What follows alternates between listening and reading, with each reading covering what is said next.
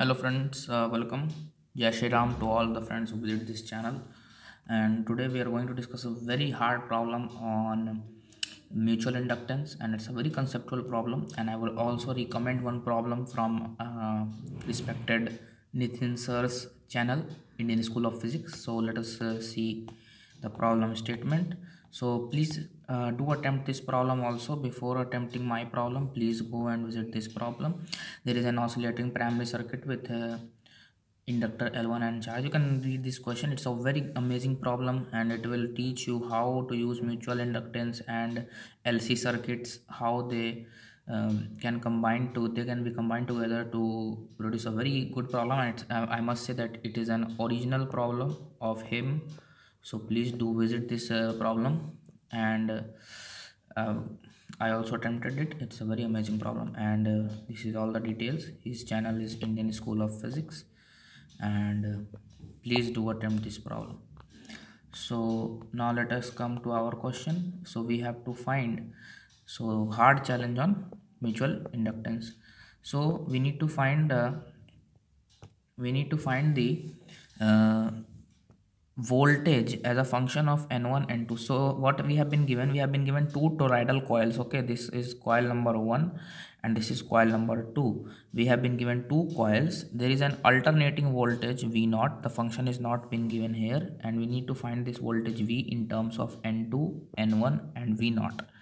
Only this data has been given, and one more data has been given, that these two coils are identical. They are identical in all, that is the greater radii and this circle's radii, both are same for both the coils. Okay, so you need to attempt the problem. So you have to find the function n1 n2. Please try to attempt it, and then we'll discuss the solution. So if I have been also given that it is a form, if it is of the form f n1 n2 and v0, that is it is only depending on n1 n2 and v0. So you need to find the value of this function f n1 n2. So you can attempt the problem. Now we will discuss the solution of the problem. So I hope you have tried the problem. Now let us discuss the solution of the problem. So here, first of all, we need to write some important things. Okay, we need to write some important things. That is, first we need to write this V2T. What is V2T? V2T is this thing. Okay, this particular voltage that I have written it as a V2T, and this particular voltage I have written it as V1T or V0. Okay, V0 is the RMS value of the voltage. I must say it is the RMS value of the voltage given here, because the voltmeter always measures the RMS value of the voltage. So here uh, from the flux equation and the mutual inductance, the definition of mutual inductance, we can write this statement that the V2T, the value of V2T, that is this, the value of V2T is M di1 by dt, M di1 by dt. That is the mutual inductance of the two coils. We don't know the mutual inductance, we will find the mutual inductance. And V1T, which is the EMF produced in the first coil, due to self flux. So V1T is L di1 by dt, L di1 by dt. So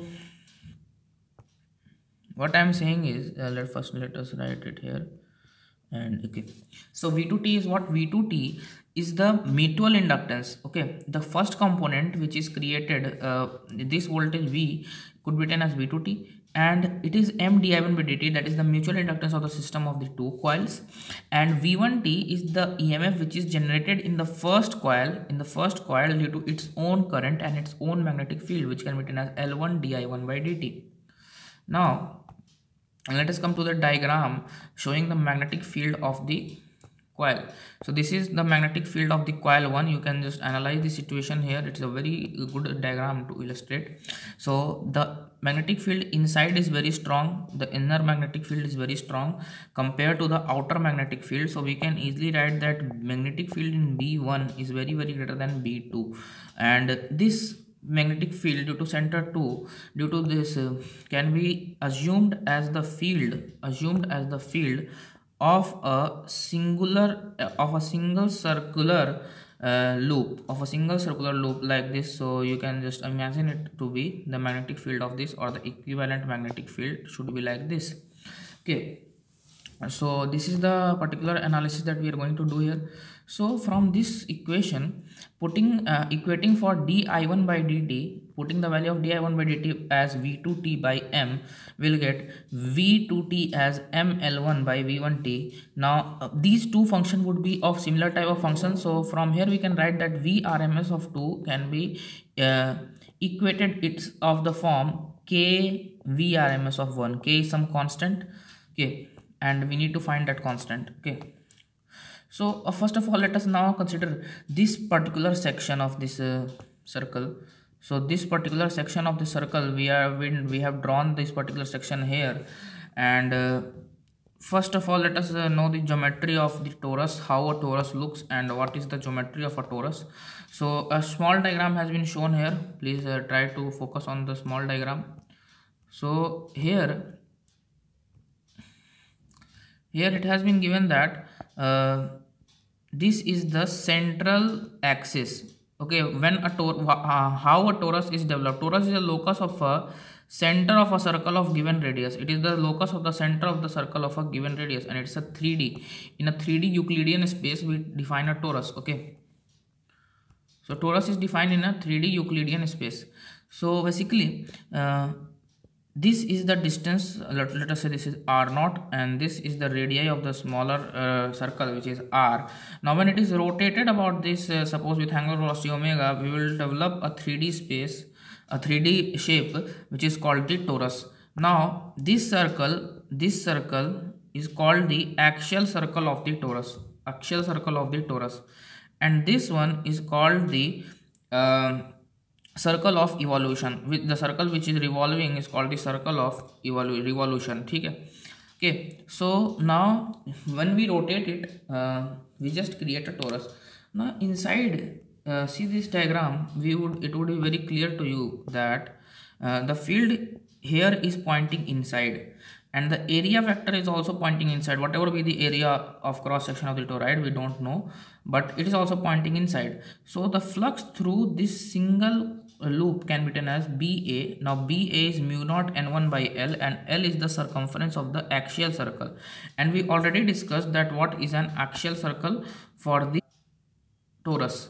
So here this is the axial circle, and the circumference of it, let it be 2 pi r naught. The radius, the axial distance of the center, and this, let it be 2 pi r naught, and this, let it be r. So the area which has been written as A could be written as pi r square, and the length of this axial circle, the length is 2 pi r naught. But there is no benefit in giving all this data, the radii of the axial circle and the circle of evolution. There is no data because at the end it would get cancelled. So there is no benefit in giving all those terms. It would only increase the burden. So here this is the value of the flux that could be written. This is for a toroid. Inside the toroid, we can write it like that, and for the magnetic field inside a toroid, it can be written like that, and then we'll find the value of total flux. It is mu naught n1 square by A, and it is the self flux which is generated. And from here we can say that the value of L1, that is the self inductance, is phi 1 by I1, and this is mu naught n square L by A. We will be using it, that's why we have found it out. Please remember this result. Now let us talk about okay, now many students, what they would do, they would come up to a conclusion. Okay, now we will write the flux produced by the coil 1 in the coil 2. That is, we are going to see the figure here. Now we know the flux here, and we just do it for the whole thing, so it would give us a wrong result, and it would be a probable mistake. Now denote understand that this alpha is the one actually, and beta is the second region. Okay, don't confuse it with 1 and 2. Alpha has been written for the first region, and beta has been written for the second region. Now here the flux produced by coil 1 in coil 2 could be written as B1T into A in the alpha region. Okay, in this region, actually the coil only once intersect the second loop. The coil only once intersect the second loop, that is here. Okay, that is here. So the flux in the coil 2 would have two components. First, due to this magnetic field, and second, due to this magnetic field. Now this component would give the flux only once. This component would give the flux only once. Okay. So L, so this could be written as mu naught N1. Okay, now this is correct. Now let's stop. So here the flux due to 1 is only once produced, and flux due to 2 is for the whole coil, that is the whole second coil.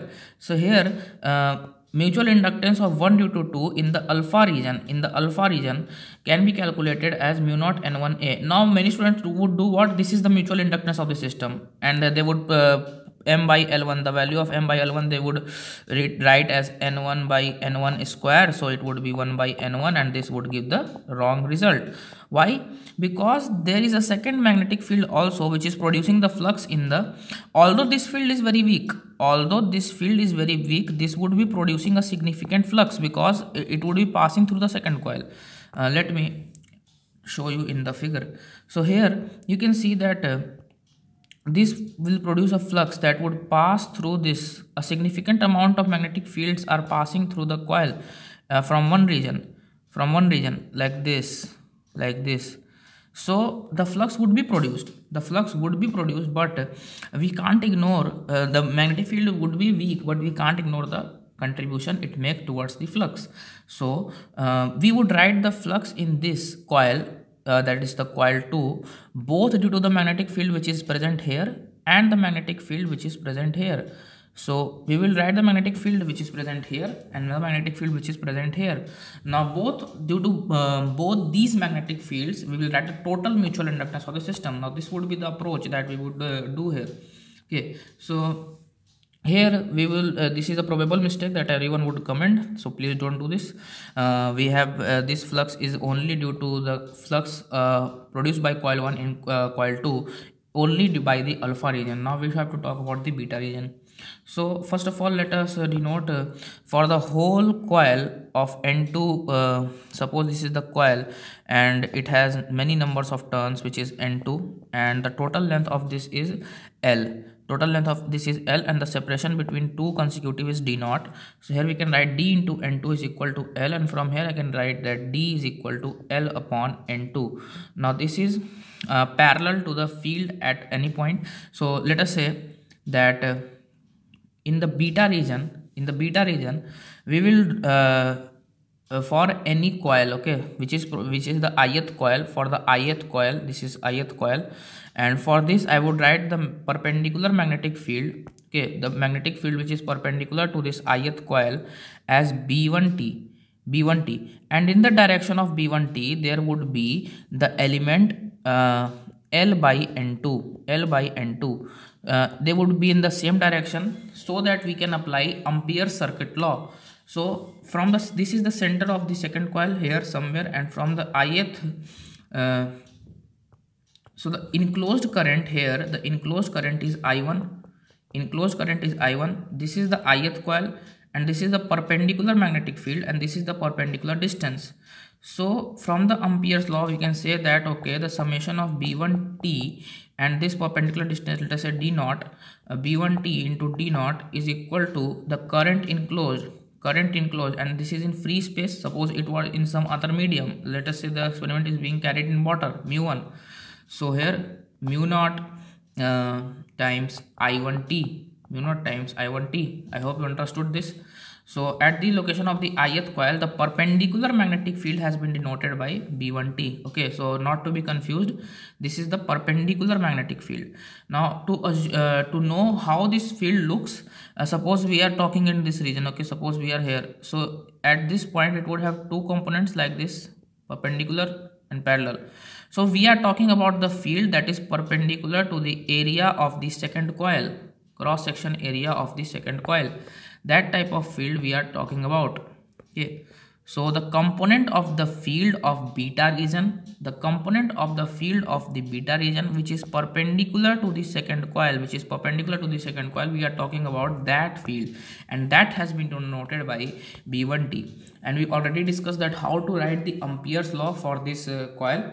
Now here we would say that the value of B1T by ln2. Now we'll do what, these two are constants, we would transfer them on this side and we'll be multiplying it by a bit into a. So the summation of perpendicular field, actually we can also denote it by close integral, but let it be like that, no problem at all. Okay, so now here we will say that these two are constant, they will go on that side and we will multiply by area or by our own. Now the summation of this area and the perpendicular field at the ith coil, and the summation of from I equal to 1 to n2, we'll get the total field, total flux from the beta region, so this is phi beta, okay, this is phi beta. Now we'll write the total flux, which is phi alpha plus phi beta, and it would give us a result mu naught n1 plus n2 a I1t by L. Now you write the mutual inductance, it would be phi 12 by I1, and it would be mu naught n1 n2 a by L. Now you interchange n1 and n2, there would be no difference at all. But if you interchange n1 and n2 for any one of the alpha or any one of the beta, they would get different value. So we would do the sum of the both, so that if we change n1 and n2, there is no change in the mutual inductance. So from the above expression, as we derived above, that V2T was m by L1, this is the value of m by L1. Now how I found out, let us see, a minute.